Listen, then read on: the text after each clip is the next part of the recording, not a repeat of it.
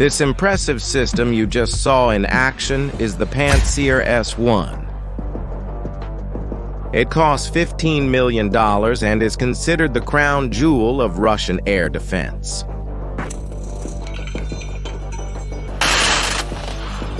Many even say that it is the most advanced point defense system in the world. After all, it is the only one that combines guided missiles and automatic cannons on a single platform.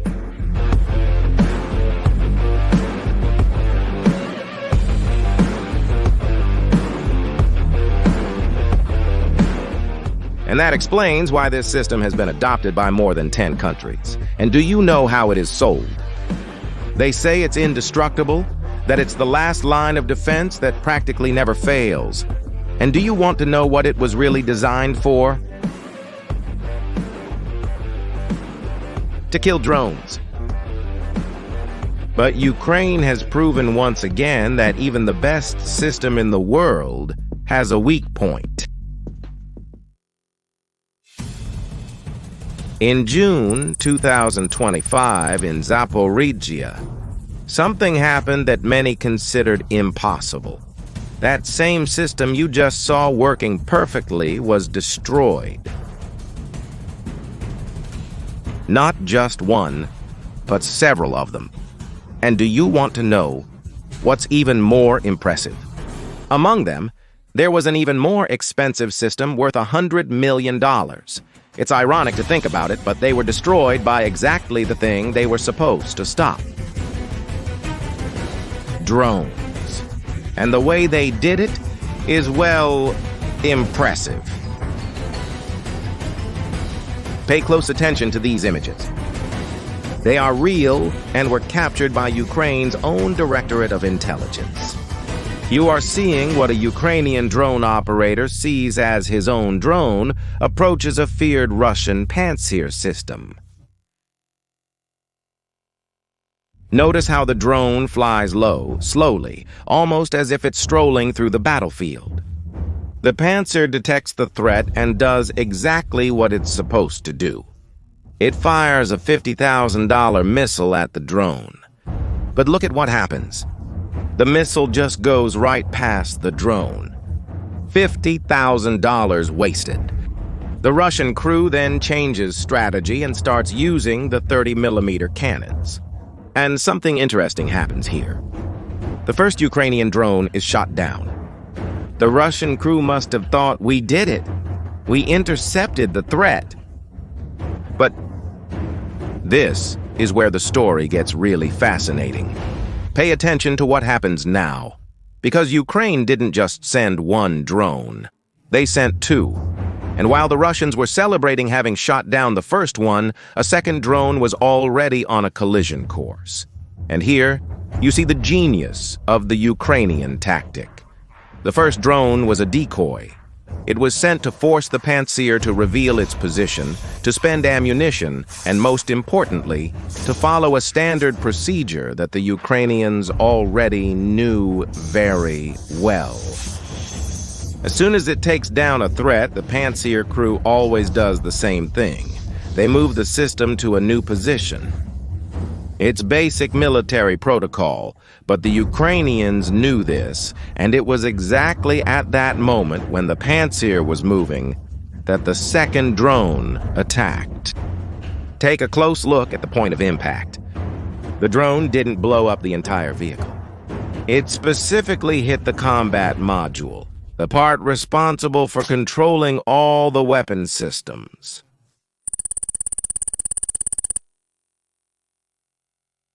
That's what the military calls a mission kill, when you don't need to completely destroy a piece of equipment to make it useless. The Pantsir can still move. It can still detect targets, but it can't fire anymore. It basically became a useless $15 million metal house.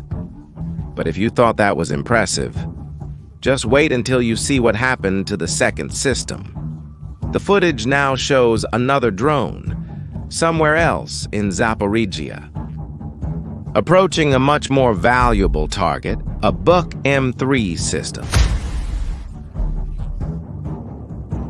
This one is even more expensive, costing up to $100 million. It's one of Russia's most modern air defense systems, capable of shooting down planes and missiles at a distance of 70 kilometers. Korea.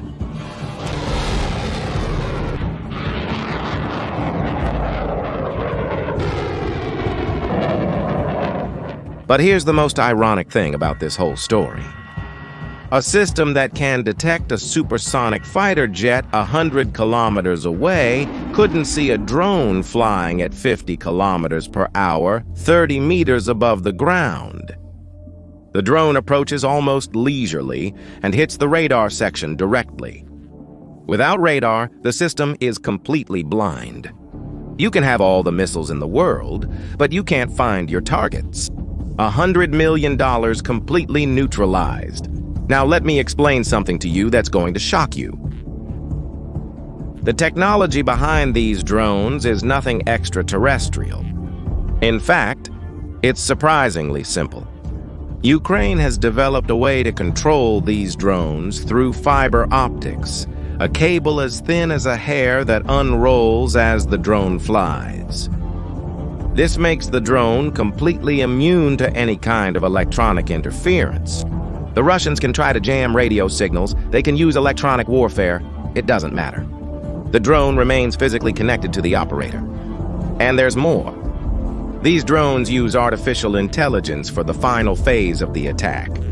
The human operator guides the drone close to the target, identifies the specific point they want to hit, and then the artificial intelligence takes over.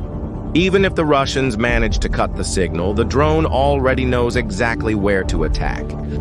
It's a perfect combination between human intelligence and machine precision.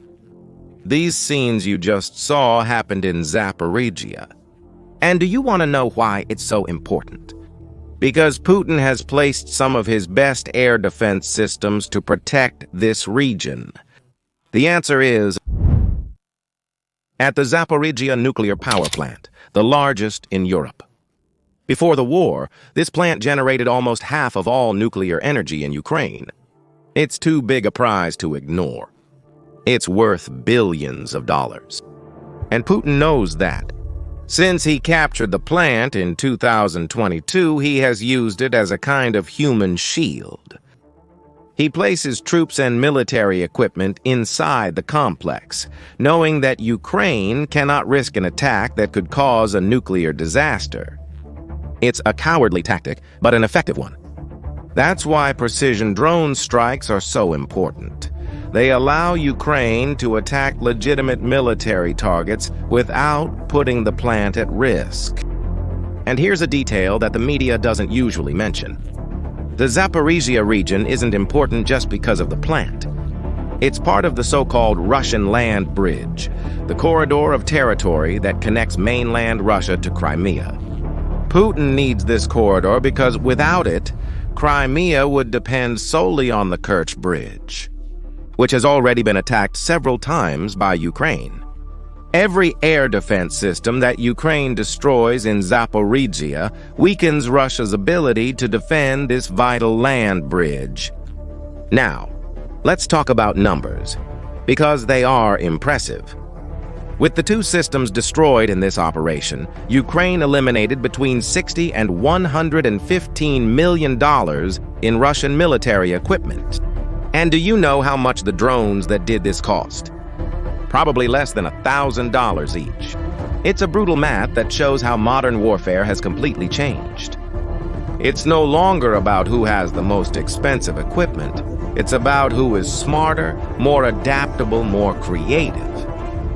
And this wasn't an isolated operation. According to Ukrainian data, Russia is losing between 300 and 350 air defense systems per year. That means almost one system per day. And here's the problem. The Russians aren't able to replace these systems. The reason? They can't produce new systems as fast as they lose the old ones.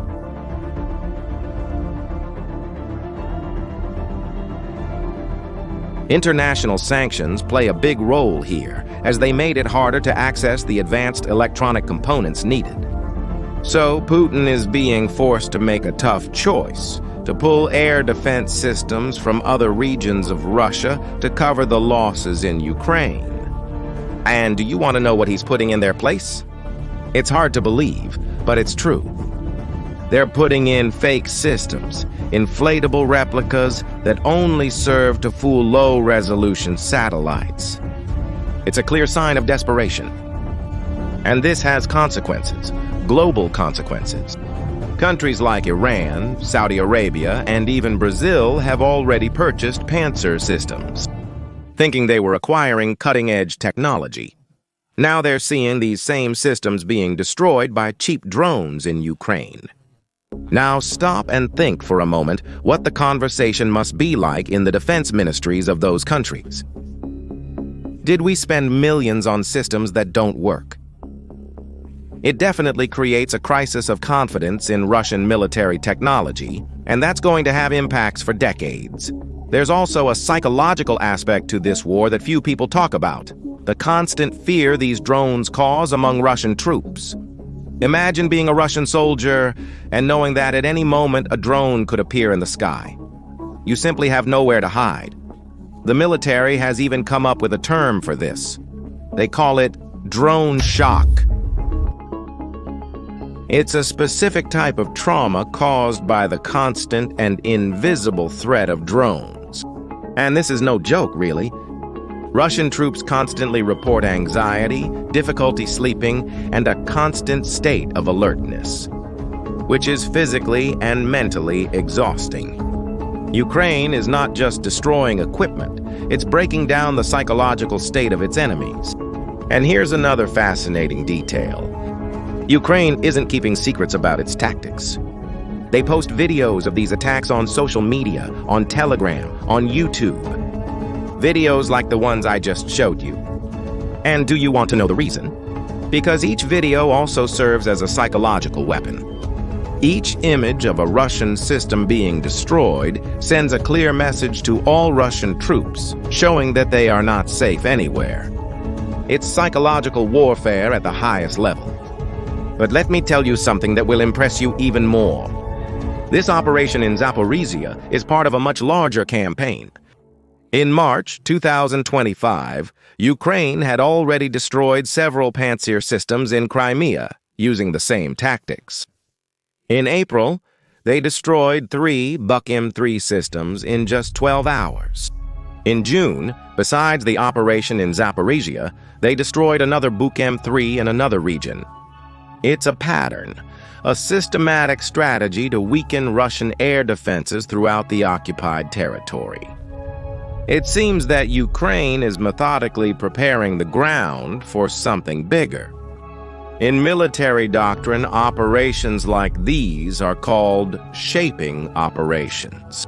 You weaken the enemy's defenses before launching a larger offensive.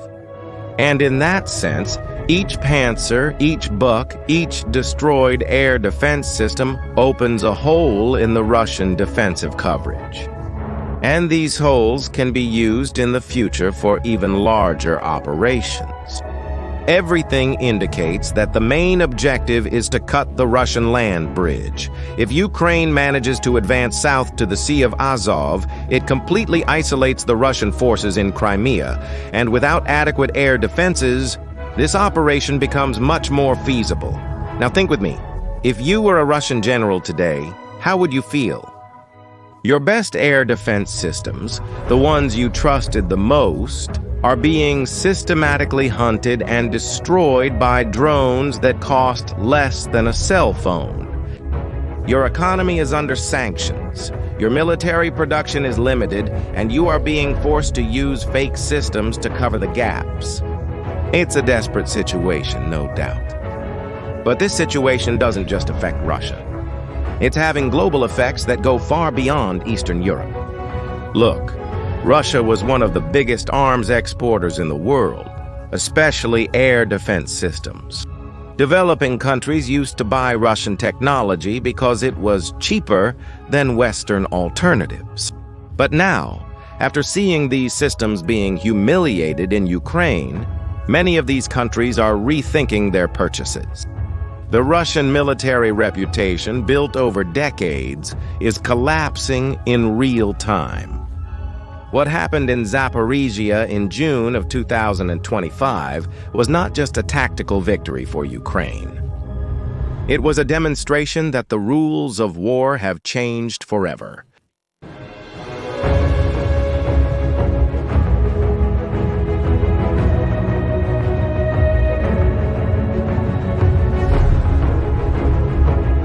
It's no longer about having the most expensive equipment.